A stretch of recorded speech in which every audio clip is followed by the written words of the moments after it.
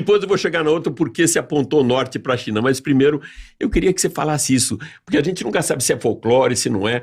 O carro francês, ou seja, os franceses estavam inseguros se o carro francês ia funcionar com o nosso combustível. É exatamente isso. Aí qual foi a atitude que você tomou? O que acontece é que o nosso combustível tem etanol.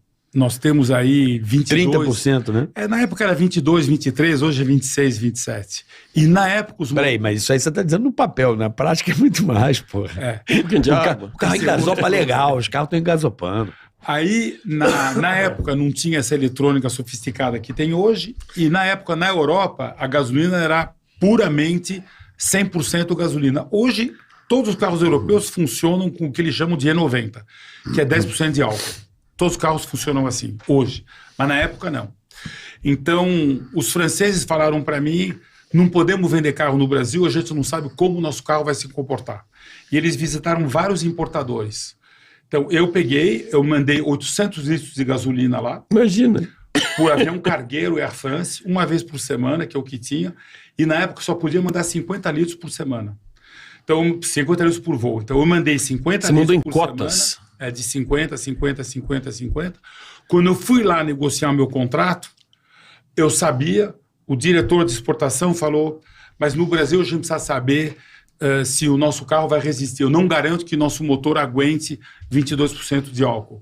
Eu falei para ele, eu tenho 800 litros de gasolina no aeroporto Charles de Gaulle, pode ir buscar, tá aqui o recibo do negócio. Sensacional. Foi muito bom. Mas peraí, deixa eu entender. Você foi o responsável pela Citroën no Brasil? A vinda? Mas eu fui a terceira marca a chegar no Brasil. A primeira foi a Lada, a segunda foi a BMW, a terceira foi a Citroën. A gente fundou a BIFA. Eu, a Lada e a BMW. A BMW foi um terror que foi corrigido. Que foi depois do Collor, né? Depois da abertura. Foi depois da abertura do Collor. As carroças. Depois. Essa abertura... Pô, deixa eu... Um dos primeiros carros que eu dirigi, que eu tinha uma loucura, eu amava, era o Citroën ZX. Porra, adorava aquele carro, cara. Sentadão no chão, né? Então, aquele carro... Cara, era demais. Eu só trouxe a versão topo. Esse carro era muito top. Que na França não vendia.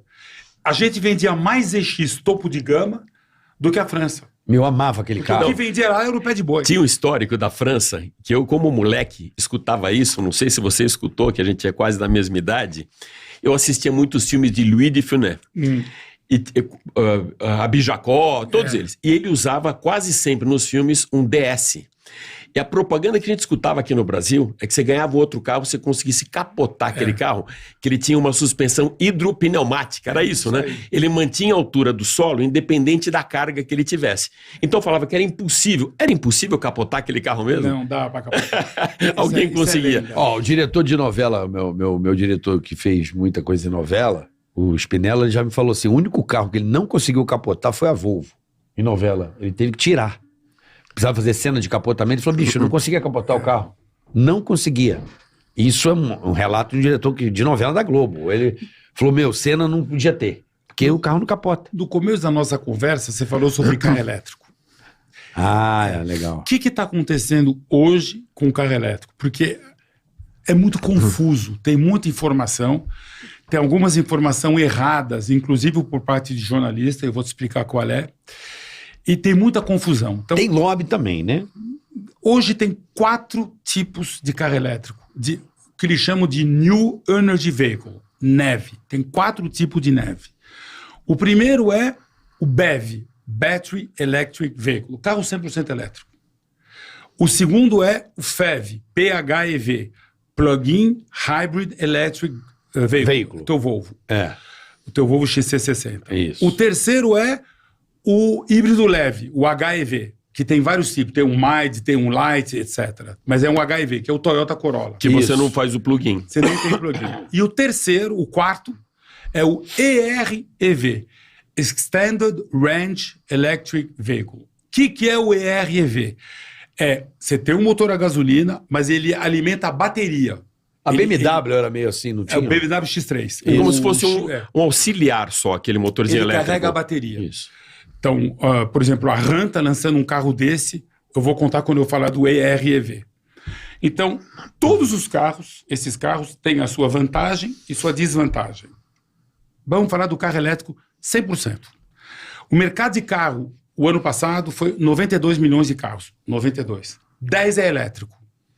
Dos 100% elétrico. Esses 10 100% elétrico, 6 e pouco é na China, 2 e pouco na Europa, 1.100 nos Estados Unidos e 400 no resto do mundo. O resto do mundo não compra carro elétrico. Japão, 1%. O Japão não compra carro elétrico. Não compra. Não, por um monte de razão. Depois, se a gente tiver tempo, eu explico. Eles têm problemas de fonte energética lá também. Não é isso, não? Não. Pensei que eles tivessem algum problema de Não, aqui demanda no energética. Japão, primeiro, as marcas japonesas têm 90% do mercado japonês. Aham. Se elas não fazem carro elétrico, já vai vender pouco. Entendi. Essa é uma das razões. Mas Entendi. a lição faz. Segunda é, no Japão, ninguém tem garagem. O Japão é tudo proprietário, todo mundo bota o carro na rua. Então você não tem onde carregar. Entendi. Terceiro, no Japão tem 1 milhão de carros que são o que eles chamam de midget, que é carro pequenininho, de 800 cilindradas, que já faz 20, 25 km por litro. Quer dizer... Não tem... E outra razão, o japonês ele roda muito pouco. Ele roda 8 mil quilômetros por ano. O brasileiro roda 13. O americano roda 23. Caraca. O americano roda muito. Então, esses 4 tipos de carro elétrico. O BEV, que é o Battery Electric Vehicle. Vamos falar Estados Unidos. Ano passado. Esse ano, crescimento de carro elétrico nos Estados Unidos, 0. É mesmo? Tesla? 0. Tesla, que Não, é o... Tesla está caindo. Tá caindo? Está caindo a venda da Tesla. A ação só não caiu porque ele está falando do carro robótico. O dia que o carro robótico não sair, ou que ele não consegue fazer por um monte de razão, a ação vai desmoronar. Entendi. Porque a venda da Tesla está caindo. Não está aumentando. Caiu quanto? Caiu 8% no primeiro semestre desse ano. Pô, caiu bastante, hein? Mas eles valem 600 bi. Para justificar isso, eles têm que estar subindo desse jeito. Se estabilizar, o valor da empresa vai embora. Entendi. Mas eles estão falando de carro robótico. Carro robótico tem um monte de complicação. Depois, se você quiser, eu explico. Então, nos Estados Unidos, que é um país parecido conosco, 500 mil carros na Califórnia. A Califórnia é o seguinte... 100 mil dólares de renda per capita, um PIB maior que a França, com 42 milhões de habitantes, mercado 2 milhões de carros por ano, ou seja, mercado brasileiro para 42 milhões de habitantes. Califórnia é outro planeta, dentro dos Estados Unidos, imagina em relação ao Brasil. País pequeno, 350 mil quilômetros quadrados, metade da França, e lá vende 500 mil Teslas, 500 mil carros elétricos, e a Tesla tem 70% do mercado, o ano passado. Esse ano tem menos. 500 mil carros na Tesla, na Califórnia. Na Califórnia, quando você compra um carro elétrico, você tem 7.500 do governo do estado, do governo federal, 7 mil do governo da Califórnia e 3 mil do governo do Los Angeles County. Depende da tua renda. Então, você tem aí 17 mil dólares de ajuda governamental. Bônus. Então, o carro custa 47, você paga 30, preço de um Corolla. Porra, claro que vai vender 500 mil, mas parou de crescer. Entendi. Parou de crescer. Então, lá você tem 500 mil. Texas, Flórida, você tem mais 200 mil. Estados Unidos, fora esses 3 estados, share de carro elétrico, 3,5%. Olha aí. 3,5%. Só nesses estados mais... Que montou a infra mesmo, né? Então, outra coisa... Estou falando de carro 100% elétrico. Tem uma coisa nos Estados Unidos que chama Kelley Blue Book. O Kelley Blue Book é a Bíblia, é onde ele tem todo o valor de carro usado, quanto vale o carro zero, quanto vende, tudo. Pertence à Cox Automotive, que é uma empresa que só faz estatística no planeta Terra. Eles pesquisaram, nesses 7 primeiros meses, todo mundo que vendeu Tesla usado, o que eles compraram. Então eles pegaram todos os Teslas, todos vendidos nos Estados Unidos, usados, os primeiros 7 meses desse ano. Virou migração. E eles falam, o que esse pessoal está comprando? 51% comprou carro a gasolina, 20% comprou carro híbrido, plug-in, e 29% compraram carro elétrico, Tesla ou um outro. Gente, metade de quem comprou não está comprando de novo. 30%, na verdade, foi para o elétrico, por 100% elétrico. Por quê? Várias razões. Primeiro, Tesla, por incrível que pareça, quebra muito. Ele quebra, né? Tem um monte de probleminha. Não é que ele quebra. O Bluetooth não funciona, a internet não funciona. É um carro ainda meio em implementação. Não, é que nem celular. Só que o celular você desliga e liga de novo. O carro você fica bravo. Reboot, né? Carro, quando teu carro não funciona, você desliga, trava, destrava, liga de novo, ninguém gosta de fazer isso. Claro. Mas com Tesla, às vezes, você tem que fazer. Dá um reboot, né, que eles falam. Tesla, nas 37 marcas que J.D. Power calcula a qualidade, a pior é Land Rover, a Tesla é a terceira pior. É mesmo? Pifa muito. Mas nada assim, mas pifa. Então, primeira razão que o consumidor fala isso. Não reclame aqui, eu... Segundo, dificuldade para carregar. Lá nos Estados Unidos. Ou seja, o cara tem dificuldade para carregar, não quer mais. Ele não tem... como é que eu posso dizer? É um trabalho que o cara tem a mais, né? Quer Se ele não tem aquele protocolo, Não, eu tive uma experiência com o Tesla, assim, eu fiz Orlando para Miami. Um baita carro. Não, eu quis fazer eu fui fazer show em 400 Orlando. quilômetros, você deve ter carregado. Eu carreguei uma vez para tomar um café. Aí quando eu cheguei em Miami, olha que legal, o próprio carro destina você, olha que loucura isso, a um ponto para recarregar. Ele tem um mapeamento elétrico. Não é só isso não, é uma cotação de preço.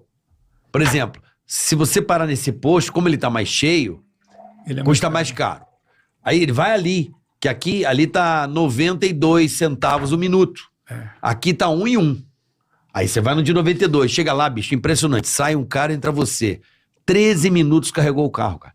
13 minutos. Eu falei, que isso, cara? 13 minutos. Mas aqui tá muito deficiente. Não. Aqui não tem isso até um em aplicativo Miami. Mas peraí, Miami. chamado Plug Share, mas não funciona. Ele falou que tá vazio, não tá vazio, tá cheio, Não, mas tá isso em Miami. Tá Mas peraí, eu tô falando da Flórida. Sim, sim. Né? Então, o BEV, esse ano, Europa tá em queda de... Tava com 14 e pouco de share, tá com 13,5. Share de carro elétrico 100% na Europa tá caindo. Estados Unidos não cresceu. Resto do mundo não cresceu. China cresceu 10%. Então, um pelo outro, o volume de carro elétrico esse ano e o ano passado é o mesmo. Entendi. Mas parou de crescer.